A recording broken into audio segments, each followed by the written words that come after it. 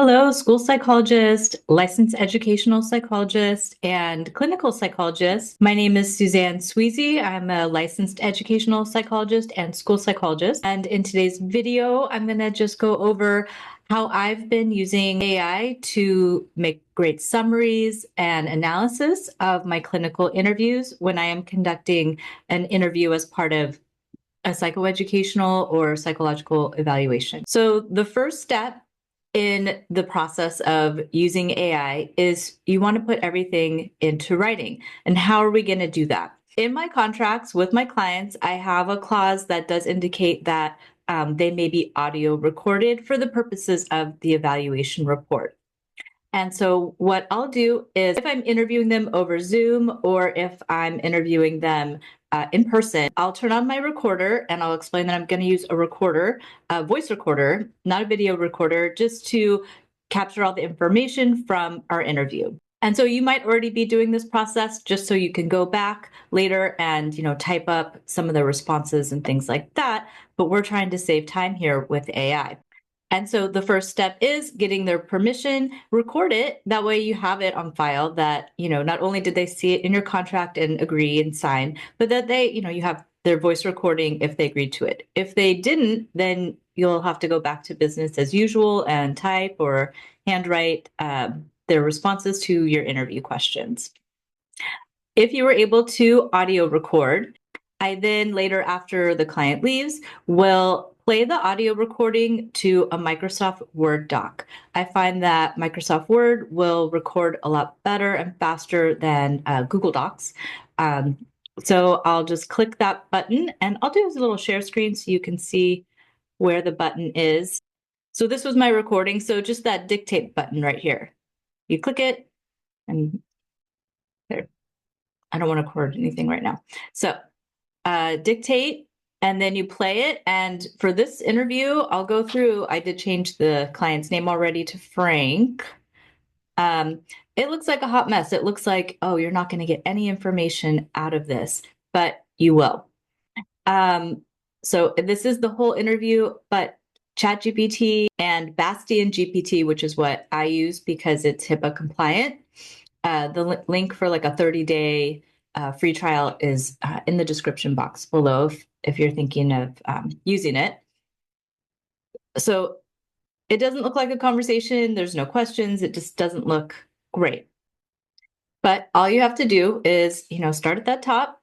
After it's recorded, I just recorded it in a bedroom in my house and shut the door so that it didn't hear any other noises or voices or my kids talking or whatever.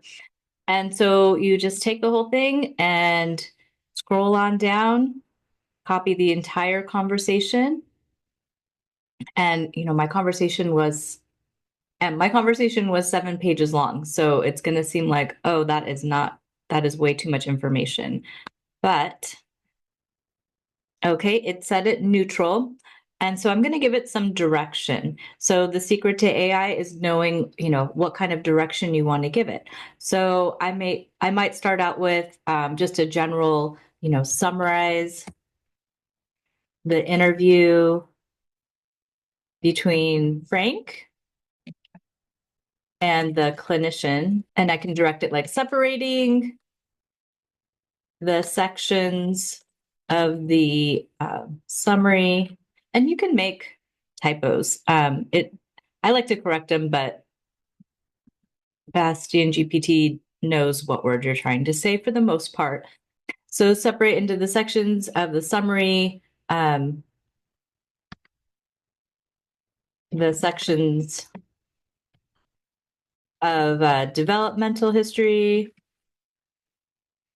history with anxiety. This student I was evaluating for anxiety so that he could get accommodations for testing in his college, and family history and symptoms of anxiety. Okay, and then I'm gonna put a little hole in there. And I'm gonna paste that whole thing in. click the little arrow. And this was a lot of information, so I'll give it a minute. But you can click the arrow right here and it'll just start scrolling down, and it's going to need a few seconds. Some, shorter things, it'll like give me my response, within 20 seconds, but this was a lot of information. So, all right, so let's take a look at what it says. All right, so developmental history, it gives me some bullet points. So if you want it in a more paragraph type of form, you can direct it then to give it in paragraph form, but it's able to synthesize all the information and the interview, and give you those areas of topic and focus for your report. And then, once you are done giving it direction, you just copy it, the final draft, and paste it into your report. So let's just look just to share with you what it said. So developmental history, Frank mentioned experienced mild brain fog, increased heart rate during tests in high school, but wasn't impacted by his performance. Anxiety intensified in college. So that's some of his developmental history of what was provided in the interview. You could possibly combine the interview information with the like a form that the client might have filled out for developmental history. As long as you make it digital, you can copy and paste that and put it all in there too. And then it'll have even more information to synthesize for the different areas of the history or the interview that you want to focus on. History with anxiety, it gave me, lots of information about his therapy that he has, difficulty sleeping, family history, parents are divorced, he has 2 younger brothers, so it understood all that information. And then symptoms of anxiety, it even bolds the different symptoms and then gives it. So, as you can see, it understands the conversation, even though it really didn't look pretty in that Word doc. And now I'm able to have a whole analysis and, organized information based on my interview. You could ask it to just, summarize the whole interview, and then from there decide, what key points you want summaries about. I could even direct it to,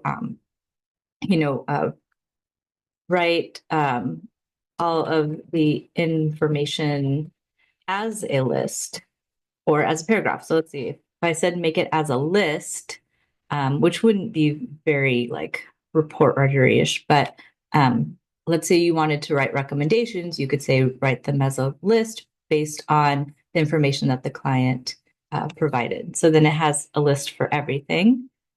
It's very bullet pointy. And then I'll say rewrite as paragraphs. Just to show you that you can ask it to write in any style you want, in any tone. You could say, make it very parent friendly, make the information, for the benefit of educators, whatever it is. So then it's writing the whole information without, titles. It wrote it in just like a paragraph form. If you found the information in this tutorial helpful, then I have a 90-minute course that is available in my Teacher Pay Teacher store. Just click the link below to learn exactly how I use AI in writing up cognitive sections, behavior rating scale sections, and it's pretty much like this tutorial where the different videos are just all the little things that I'm doing in order to put together a cohesive report, write up the diagnosis, write up recommendations.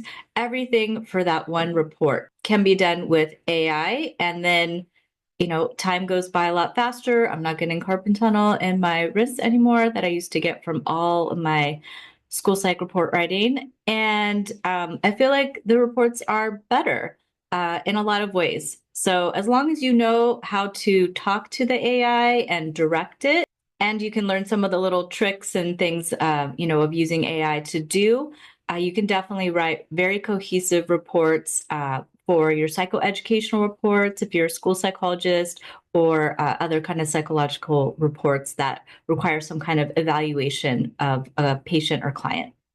Okay, thanks for watching and have a great day.